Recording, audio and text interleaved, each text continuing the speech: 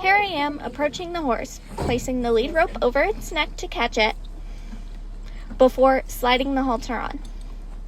And this is my own horse, Jesse. He did not want to be caught. In true Jesse fashion. Yes. I grab the horse and start to lead. I fold the lead rope before walking down the aisle. I stay at his shoulder and he doesn't pull me anywhere. Here I am using the curry comb. I am going in small circles all over his body. I'm very careful of the sensitive areas that he has. He's very sensitive, so you'll see me try and get the girth and he doesn't like it. Watch It's Jesse. ticklish. Other than Watch his that, leg there. I do pretty much most of his whole body except for his legs, really bony parts, and most of his face. Here I am using my hard brush and flicking off all the dirt that I had brought up using my curry comb, and I drop it. I'm getting all over his body and really making sure I am light with it because he doesn't like it. Here I am using my soft brush, same kind of motion going all over his body, but now I'm really paying extra attention to his legs and getting all the fine dust off. And here I am brushing his face after I use my own face curry comb on him. And you can tell this is his favorite part.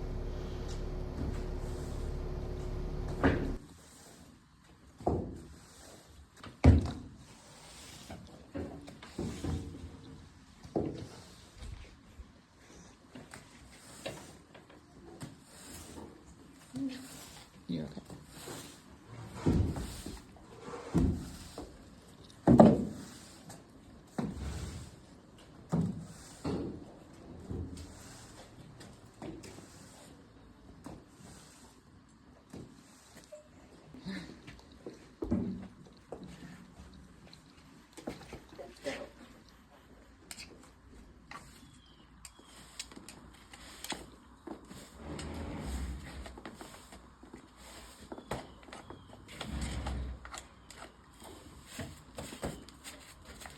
Look, it's so fun.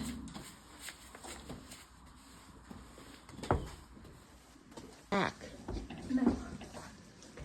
I was like, well, I don't know what that is.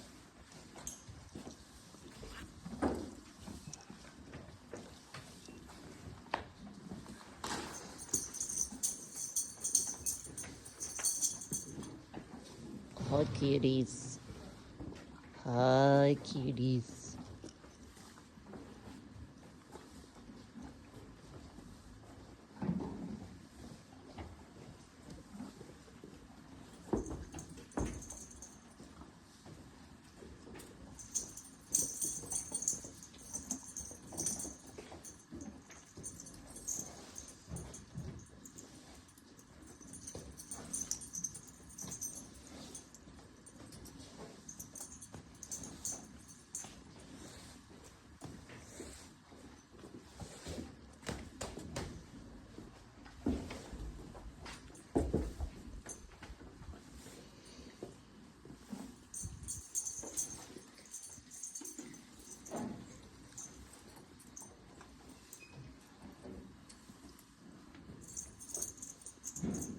What was it? That was so weird. It's like this big, I gotta rewatch this video. Okay.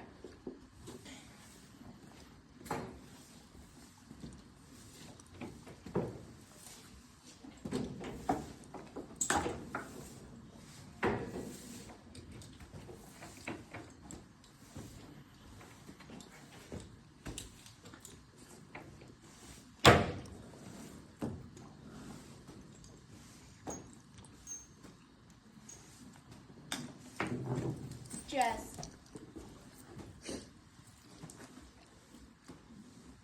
Josh, you're gonna get a bad grade.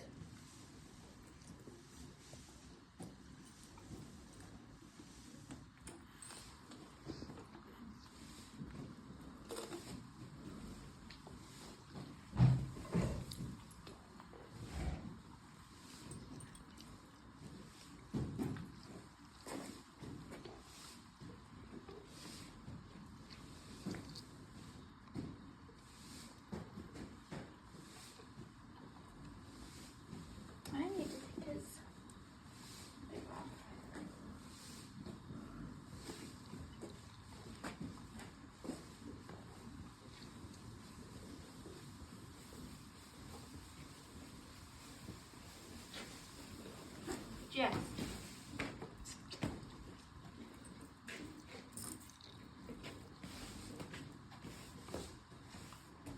Okay, you should be good.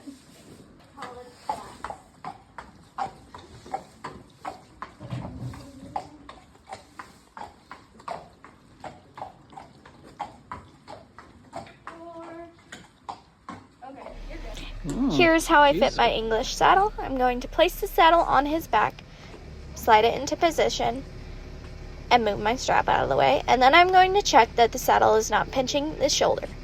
Then I will run my hand underneath the panels and make sure that there is even contact with the horse. Next, I'm going to check for wither clearance. I want 2 to 3 fingers all the way around the withers. And my last step is going to be to check that the saddle is balanced and will not slide off him. That's good. Here is a better look at how I adjust my bridles. There's my fist. I can fit 2 fingers there. And then my flash is a little bit tighter. And then there is my curve as well.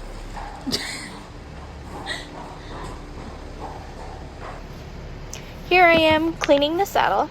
First, I'm going to go in with some saddle soap and get all the parts of the saddle, the underneath, between the flap, and then also I'm going to go underneath the saddle and get the panels and make sure I get my stirrups and leathers as well. I don't want to use too much product as it can build up on my saddle, but I do want to be effective, and I also don't want to use too much water.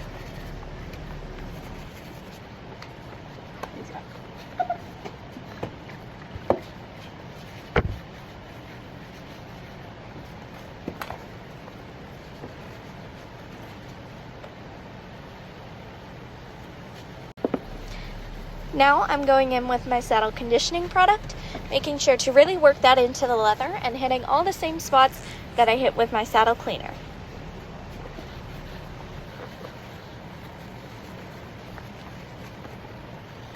Just use a towel. Did you kind of use a towel? Like, the conditioner.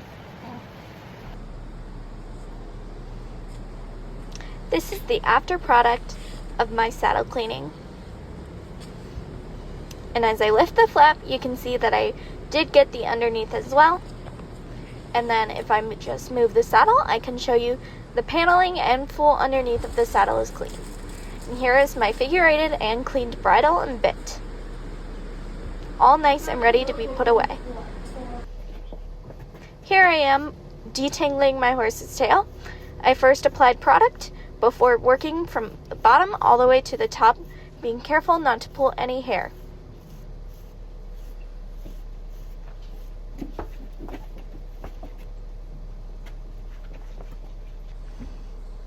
Here is my horse's thoroughly cleaned butt, and I even got in between his butt cheeks. And that's just a weird line he has. Here you can see my horse's clean eyes and nostrils, besides a little bit of snot from just sneezing.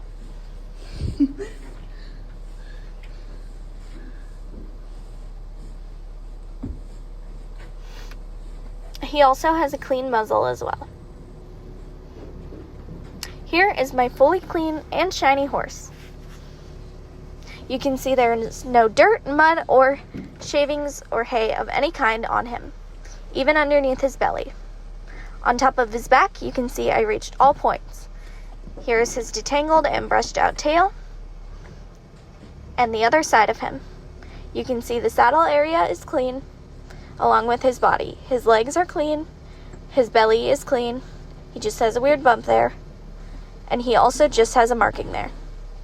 Here is his clean sheath, as he would not let me video.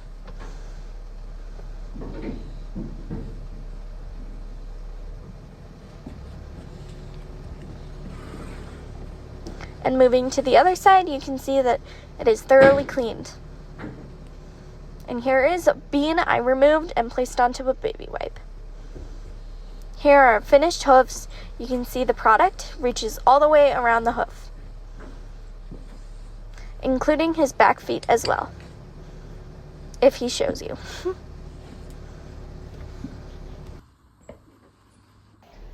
Here I am pulling his mane. First, I will tease up the hair before wrapping the hair around and pulling down. I do this in sections to avoid hurting the horse, and it's a relatively pain-free process. Next, I will be doing the same thing while just shortening the mane. Here you can see me applying open front boots. I slide them into position before tightening the straps, and then I do one final check to ensure they will not fall down. Next, I am going to apply a brushing boot. Similar process, I slide the boot into position before tightening the straps, and then checking to make sure it will not fall down. Here I am applying a fetlock boot. I slide into position before doing up my straps. Now I am applying my bell boot. I put it into position before doing the Velcro up and securing the tab. Now I'm going to be applying a shipping boot and getting it into position before tightening. I slowly apply the straps, making sure to not get any pressure points.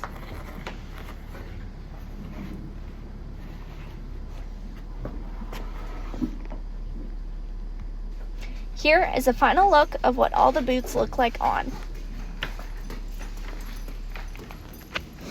Each boot has different purposes, and I tend to use them in different scenarios. My brushing boots are for dressage, while my jumping boots are for jumping. Here I am placing my Western saddle pad on. Next, I will put my Western saddle on and then unattach my cinch. Now that my cinch is unattached, I'm going to tie it on the correct side.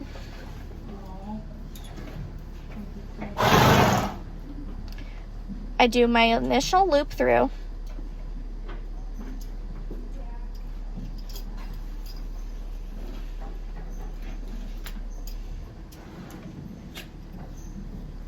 Before I loop around again. I'm kind of waking up the fascia a little bit. No, I shouldn't like it.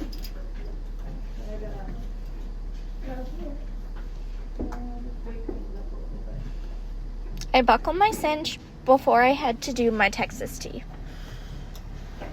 Now bear with me, this saddle is not my horse's saddle, and it does not fit him, so I'm not able to tie it well at all. I barely make it. But you can see I do know the process.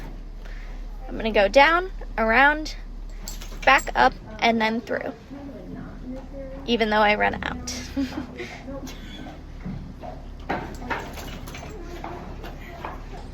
And here you can see that I just ran out, but I do know the process.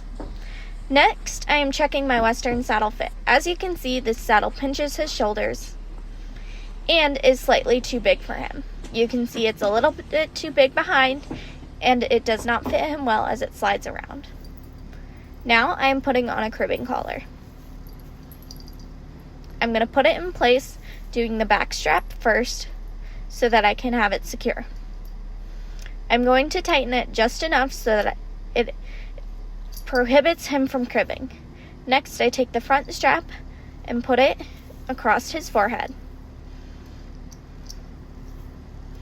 I tighten this one as well, and I am all set to go.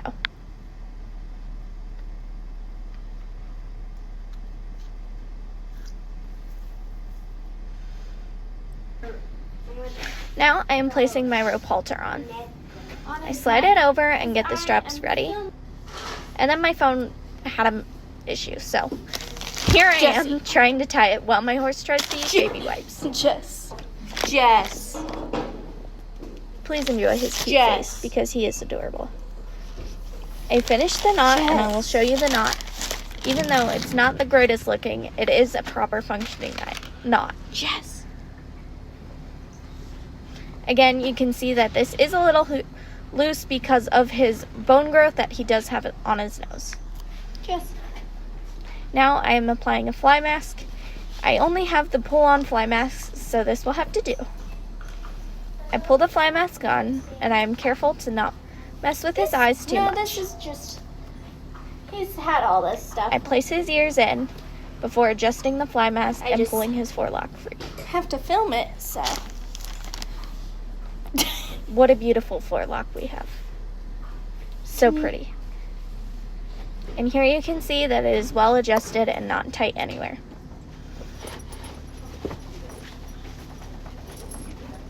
Here I am putting on a blanket. All I had was a fly sheet, so this had to work.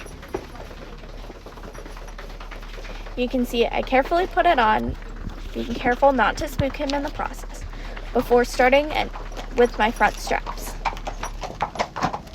I Velcro the front before tightening the front straps and buckling them in. I am sure to slide every single piece through its keeper. Next, I move on to my belly. I'm just going to slide the circles through, or whatever they're called. I feel like that's what they should be called. Now I'm going to do the leg straps, and I cross them through. I didn't know if you could see, but all I can show you is that all done up, and then there's them crossed through. Here I am removing the sheet. I'm going from back to front this time.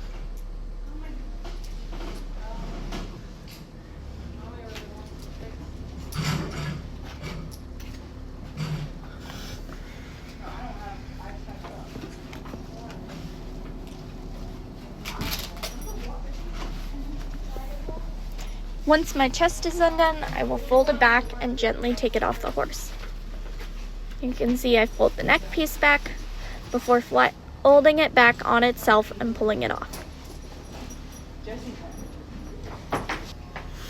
Here I am clipping my horse's bridle path. I have to stand on a stool to do it because he's a little tall. I quickly clip what I need, and here you can see I have a small patch of his bridle path clear that his halter can sit on.